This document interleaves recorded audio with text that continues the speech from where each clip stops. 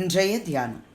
என் சகோதரரே, நீங்கள் பலவிதமான சோதனைகளில் அகப்படும்போது உங்கள் விசுவாசத்தின் பரீட்சையானது பொறுமையை உண்டாக்கும் என்று அறிந்து அதை மிகுந்த சந்தோஷமாக எண்ணுங்கள். யாக்கோபு எழுதின நிருபம் 1 அதிகாரம் 2-3 வசனம். ஆண்டவரும் இரட்சகருமாகிய இயேசு கிறிஸ்துவின் நாமத்தினாலே இந்த காலை வேளையிலே இன்றைய தியான நிகழ்ச்சியின் வாயிலாக உங்கள் ஒவ்வொருவரையும் சந்திப்பதில் நான் கிறிஸ்துவுக்குள் மிக்க மகிழ்ச்சி அடைகிறேன்.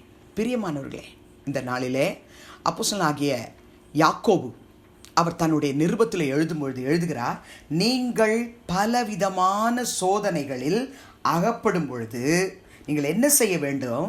சோதனையை சகிக்கிற மனுஷன் பாக்கியவான், அவன் உத்தமனென்று விளங்கின பின்பு கர்த்தர் தம்மிடத்தில் அன்பு கூறுகிறவர்களுக்கு வாக்கு தத்தம் பண்ணின ஜீவ கிரீடத்தை பெறுவான் என்று நீங்கள் முதலாவது நினைத்து கொள்ள வேண்டும் என்று எழுதுகிறார்.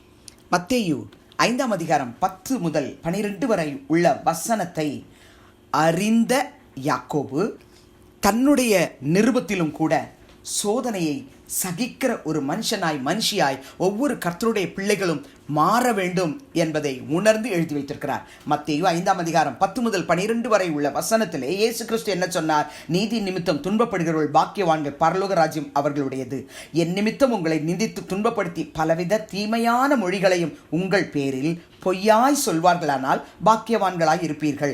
சந்தோஷப்பட்டு களி கூறுங்கள், பரலோகத்தில் உங்கள் பலன் மிகுதியாய் இருக்கும். உங்களுக்கு முன்னிருந்த தீர்க்கதரிசிகளையும் அப்படியே துன்பப்படுத்தினார்களே என்று ஆண்டவராகிய இயேசு கிறிஸ்து எழுதின வார்த்தையை நன்கு அறிந்த அப்போஸ்தலனாகிய யாக்கோபு மிக தெளிவாய் தன்னுடைய நிருபத்தில் எழுதும்பொழுது, பலவிதமான சோதனைகளில் நீங்கள் அகப்படும் பொழுது உங்கள் விசுவாசத்தின் பரீட்சையானது பொறுமையை உண்டாக்கும் என்று அறிந்து கொள்ள வேண்டும்.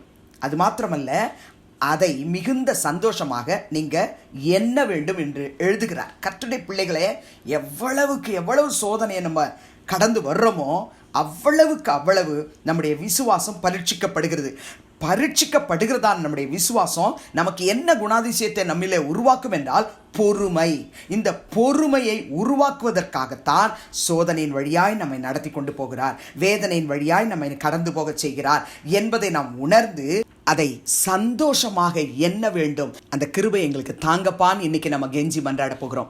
அப்போஸ்தலனாகிய பவுல் ரோமருக்கு எழுதின நிருபம் 5 அதிகாரம் 3-4 ஆகிய வசனத்தில் எழுதுகிறார், உபத்திரவம் பொறுமையையும், பொறுமை பரீட்சையையும், பரீட்சை நம்பிக்கையையும் உண்டாக்குகிறது என்று நாங்கள் அறிந்து உபத்திரவங்களிலேயும் மேன்மை பாராட்டுகிறோம். நம்மளால் அந்த வார்த்தையை சொல்ல முடியலல்ல. ஆண்டவரே, அப்போஸ்தலனாகிய பவுல் சொல்லுவாரானா? நானும் கூட சொல்லணும். என் வாழ்க்கையில் நான் கடந்து போகிற உபத்திரவம் எனக்கு பொறுமையை கற்றுக் கொடுக்குது. பொறுமை பரீட்சையையும், பரீட்சை நம்பிக்கையையும் உண்டாக்குகிறதப்பா. ஆகவே இந்த உபத்திரவத்தினாலே நாங்கள் மண்டையில் நெருங்கி வருவதற்கு கர்த்தர் எங்களுக்கு உதவி செய்கிறீர் என்று சொல்லி இன்றைக்கு ஸ்தோத்திரம் பண்ண போகிறோம். கஷ்டமாக இருக்கா? இந்த வார்த்தைகள் எல்லாம் வாசிக்கும் பொழுது என்ன மேலும் மேலும் கஷ்டம், துன்பம், உபத்திரவம், இதுக்காக சந்தோஷப்படணும்னு சொல்கிறாங்களேன்னு நீங்கள் நினைக்கிறீங்களா? இதை நீங்கள் சொல்லி பாருங்க பிரியமானே. ரோமர் 8:28 படி, அன்றியும் அவருடைய தீர்மானத்தின்படி அழைக்கப்பட்டவர்களாய் தேவனிடத்தில் அன்பு கூறுகிறவர்களுக்கு சகலமும் நன்மைக்கு ஏதுவாக நடக்கிறது என்று அறிந்திருக்கிறோம். கர்த்தருடைய பிள்ளைகளே, நம்முடைய வாழ்க்கையில் எது நடந்தாலும் சரி, நாம கர்த்தர் மேலே அன்பு வச்சிருக்கிறதுனால எது நடந்தாலும் எல்லாமே நன்மைக்கு ஏதுவாகத்தான் நடக்கிறது. எது நடந்தாலும் சரி, ஏசப்பா சகலமும் என் வாழ்க்கையில் நன்மைக்கு ஏதுவாக நீ நடத்தி கொண்டு வருகிறீர், அதற்காக உமக்கு ஸ்தோத்திரம் என்று மாத்திரம் சொல்ல பழகிக் கொள்வோம் பிரியமானவர்களே, கற்றுக்கொள்வோம் பிரியமானவர்களே. 2 கொரிந்தியர் 4 அதிகாரம் 17 வசனத்தில் எழுதுகிறார், மேலும் காணப்படுகிறவைகளை அல்ல காணப்படாதவைகளை நோக்கி இருக்கிற நமக்கு அதி சீக்கிரத்தில் நீங்கும் லேசான நம்முடைய உபத்திரவம் மிகவும் அதிகமான நித்திய கன மகிமையை உண்டாக்குகிறது. உண்மையாகவே நம்ம வாழ்க்கையில் கடந்து போகிற ஒவ்வொரு சின்ன பிரச்சனையோ பெரிய பிரச்சனையோ நமக்கு பொறுமையை கற்றுக் கொடுத்துருக்கு. விசுவாச பரீட்சையில் நம்ம ஜெயம் பெறதுக்கு நமக்கு உதவி செஞ்சிருக்கு. எல்லாவற்றை காட்டிலும் அதி சீக்கிரத்தில் நீங்கும் இந்த லேசான உபத்திரவம் அதிக நித்திய கன மகிமையை வாழ்க்கையில் உண்டாக்குகிறதுன்னு சொல்லி கர்த்தருடைய நாமத்தை நம்மளால் மகிமைப்படுத்த முடிகிறதல்லவா?